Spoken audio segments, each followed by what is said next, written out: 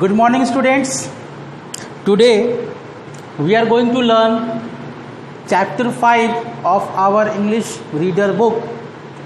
The chapter name is A Cricket Match. So बच्चों, आज हम एक चैप्टर जिसका नाम है क्रिकेट मैच और जिसे चार्ल्स डिकेंस ने लिखा है, ये क्रिकेट मैच एक उनके साथ बीती हुई घटना है, उनका एक संस्मरण है जिसे उन्होंने लिखा है और उसके बारे में आज हम देखने जा रहे हैं। So first of all we have some new words. हमारे पास कुछ नए वर्ड्स हैं जिनके बारे में हम देखेंगे। हाइदरटू, दैट मीन्स अब तक। अनकॉन्क्वेर्ड यानी अपराजित, जिसके ऊपर विजय नहीं जीती, जिसको जीता ना जा सके अभी तक। रिट्रीटेड मतलब पीछे हटना। वेन घमंडी। एंड एगर दैट इज उत्साही और उत्सुक। जिन वर्ड्स को हम देखेंगे वो हमारे चैप्टर में आगे आने वाले हैं। साथ ही जो वर्ड्स मुझे लगा कि ये सारे वर्ड्स आपके लिए नए होंगे, बाकी जो वर्ड्स आपको लगें कि मेरे लिए नया है वो वर्ड्स को आप लिखेंगे और फिर मुझसे व्हाट्सएप ग्रुप में आप उसे पूछ सकते हैं। Okay, so let's start. A cricket match. It says all Muggleton had the first inning. Muggleton एक क्रिकेट क्लब का नाम है। हम लोग के देश में ऐसे क्रिकेट क्लब बहुत ही कम पाए जाते हैं, लेकिन इंग्लैंड जहाँ पे क्रिकेट की शुरुआत हुई थी वहाँ पे बहुत सारे क्रिकेट क्लब हैं। जैसे ऑस्ट्रेलिया में देखें तो मेलबर्न क्रिकेट क्लब MCC। तो उसी तरह से ये ऑल मुगल्टन जो है वो भी एक क्रिकेट क्लब का नाम है। सो मुगल्टन ने क्या किया, अपनी फर्स्ट इनिंग को समाप्त कर दिया था। All Muggleton had the first innings, उनकी फर्स्ट इनिंग्स समाप्त हो चुकी थी। There was great interest when Mister Dumkins and Mister Podder, two of the most famous member of the most distinguished club, walked bat in hand to their respective wickets. दो महान बल्लेबाज, एक mister डॉम्किंस और दूसरे मिस्टर पॉडार, ये दो बहुत ही famous member थे। सबसे ज़्यादा डिस्टिंग्विश्ड यानी कि सबसे ज़्यादा प्रचलित, सबसे ज़्यादा जाना माना जो वहाँ का क्लब था, क्रिकेट क्लब। और ये लोग आ रहे थे चलते हुए, बैट था उनके हाथों में और ये दोनों अपने अपने विकेट्स पर जाकर के खेलने की तैयारी में थे। Mr. Luffy, the highest ornament of the Dingley-Dell, was selected to bowl against the great Dawkins, and Mr. Struggles was selected to do the same for the hitherto unconquered Poddar. Mister Luffey जो कि bowler थे, विपक्षी जो club था, विपक्षी team जो थी जिसका नाम था डिंगले-डेल, उसके ये महान गेंदबाज कह सकते हैं, हाईएस्ट ऑर्नामेंटल ये बॉलर थे। ऑर्नामेंटल का मतलब क्या होता है, बहुत ज़्यादा जो कीमती हो, सजा करके जिसे रखा जा सके। तो ये काफ़ी ज़्यादा प्रीशियस थे उस टीम के लिए, ये बॉलर थे। और इनको जो ग्रेट डॉम्किंस के थे एंड इनको मिस्टर स्ट्रगल्स जो थे उनको सेलेक्ट किया गया था पॉडार के अगेंस्ट में बॉलिंग करने के लिए। तो दो बॉलर्स भी दो एंड से आ गए, जैसा क्रिकेट में हम लोग देखते हैं। Several players took positions to look out in different parts of the field. बहुत सारे जो प्लेयर्स थे, जो सारे प्लेयर्स जो थे अपने अपने स्थान पर उन्होंने अपनी अपनी पोजीशन क्रिकेट फील्ड में ले ली थी। Each one stood in the proper attitude by placing one hand on each knee and stooping as if to play leapfrog. हर एक प्लेयर ने क्या किया था, अपने घुटनों पर अपने हाथों को रखा था। जैसे क्रिकेट में हम लोग पोज बनाते हैं फील्डिंग करने के लिए, वैसा ही उन्होंने पोज बनाया हुआ था, अपने घुटनों पर अपने हाथ को रखा हुआ था। लीपिंग यानी कि टू एंड फ्रो, झुक रहे थे, फिर उठ रहे थे, स्ट्रेचिंग कर रहे थे फील्ड में। और साथ ही एक मेंढक की तरह कूदने के लिए, फील्डर्स को आपने देखा होगा क्रिकेट में, वो मेंढक की तरह कूदने के लिए तैयार रहते हैं, लपकने के लिए गेंद को तैयार रहते हैं। उस तरीके से उन्होंने अपने आप को उस तरीके का पोजीशन वो बनाए हुए थे। All the players do this sort of thing indeed it is quite impossible to look out in any other position. और सभी जो प्लेयर्स थे वो लोग अपने उस पोजीशन में क्रिकेट फील्ड पर मौजूद थे, दूसरा कोई पोजीशन वो ले नहीं सकते थे क्योंकि दूसरे किसी पोजीशन में उतनी अच्छी फील्डिंग करना पॉसिबल नहीं हो पाता। The umpires were stationed behind the wickets. जो अंपायर होते हैं वो ठीक विकेट के पीछे अपनी अपनी जगह पर जाकर के खड़े हो गए। The scorers were prepared to write the runs. जो स्कोरर्स होते हैं, आजकल तो आपने देखा होगा डिजिटली स्कोर किया जाता है, लेकिन पुराने ज़माने में जब डिजिटल सिस्टम नहीं था तो बोर्ड के ऊपर स्कोर लिखा जाता था या फिर वो तख्तियाँ बदल दी जाती थी। तो स्कोरर्स भी तैयार थे स्कोर को लिखने के लिए। There was a breathless silence. Breathless silence का मतलब क्या? सांस रोक करके एकदम मौन, साइलेंस, शांति सी छा गई थी, चुप्पी सी छाई हुई थी।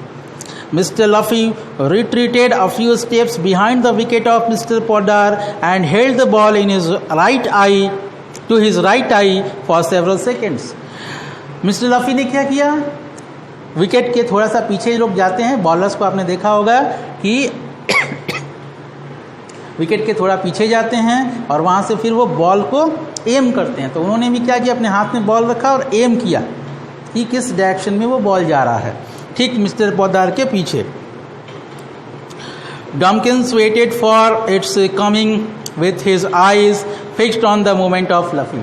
डम्किंस जो कि बैटिंग के लिए तैयार थे, ठीक मिस्टर पोद्दार के ऑपोजिट एंड जो स्ट्राइकर एंड होता है, और वो तैयार थे इस बात को लेकर के। अपनी आंखों को उन्होंने लफी के हाथ में जो गेंद थी उसके ऊपर टिका रखा था, उसके ऊपर उनकी नज़र थी कि कौन से डायरेक्शन में गेंद आएगी। Play suddenly cried the bowler. अचानक बॉलर ने कहा खेलो। The ball flew from his hand swiftly toward the centre stump of the wicket. Mister Luffey के हाथ से तेजी से बॉल जो है स्विंग करती हुई, स्विफ्टली काफ़ी तेजी से मूव करती हुई जो मिडिल स्टंप होता है वहाँ उस डायरेक्शन में सीधी बॉल चल दी। डम्किंस वॉज ऑन द अलर्ट। डम्किंस पहले से तैयार थे। It fell on the tip of the bat and bounded far away over the heads of the fielders। जैसे वो पहले से तैयार थे, उन्होंने क्या किया, ठीक वो बैट के टिप पे बॉल लगी। बैट के टिप पे, जैसे टिप मतलब ऊपरी हिस्सा जो होता है वहाँ पे बॉल लगी और वो काफ़ी दूर तक उन्होंने उस बॉल को खेल दिया और फील्डर्स के सर के ऊपर से वो बॉल होती हुई आगे बाहर जाकर के गिर पड़ी। Run run another through, it stops, no run through. Fielders आपस में चिल्लाने लगे, बैट्समैन भी आपस में चिल्लाने लगे, दौड़ो दौड़ो, अरे नहीं रुको, रन, दौड़ो, रुको रुको, ऐसा करके फेंको, गेंद को फेंको। ऐसा होता है फील्ड करते समय। Such were the shouts which followed the stroke and at the end of it All Muggleton had scored 2। इस तरह की आवाज़ें फील्डर्स के और बैट्समैन के बीच से आने लगीं और अंत में क्या हुआ, मुगल्टन ने 2 रन स्कोर कर लिए। Nor was Poddar, that is Poddar, nor was Poddar any less. Poddar भी पीछे नहीं था, पोद्दार जो थे वो भी पीछे नहीं थे इसमें। ही ब्लॉक द डाउटफुल बॉल्स। जो भी डाउटफुल बॉल्स होती थी उनको वो ब्लॉक कर देता था, मतलब वैसी बॉल्स जिनसे विकेट जाने का खतरा हो उनको वो ब्लॉक कर देता था। मिस्ड द बैड वंस, जो भी बेकार गेंदें होती थी उनको छोड़ देते थे। टुक द गुड वंस, जो अच्छी गेंदें आती थी उनको वो खेलते थे। And sent them flying all over the field. अच्छी गेंदों को वो क्या करते थे, ऊपर से उड़ा करके फील्ड के बाहर मार करके 6 मार देते थे। The fielders were hot and tired, the bowlers were changed and bowled till their arms ached। Fielders बेचारे काफ़ी गर्मी के कारण काफ़ी थकान उनको हो चुकी थी, थक चुके थे। the bowlers were changed, bowlers भी अपना अपना एंड वो बदलते गए और लगातार बॉलिंग करते गए तब तक जब तक कि उनके आर्म्स में दर्द होना शुरू ना हो गया। बट डम्किंस एंड पोद्दार रिमेन्ड अनकॉन्क्वेयर्ड, लेकिन डम्किंस और पोद्दार अभी तक अपराजित थे, यानी वो आउट नहीं हुए थे, रिमेन्ड अनकॉन्क्वेयर्ड थे वो। By the time Dawkins was caught out and Poddar stumped. एक समय आया कि डॉकिंस को कैच कर लिया गया, कॉट आउट हो गए, और पोदार जो थे वो स्टम्प्ड आउट हो गए. All Muggleton had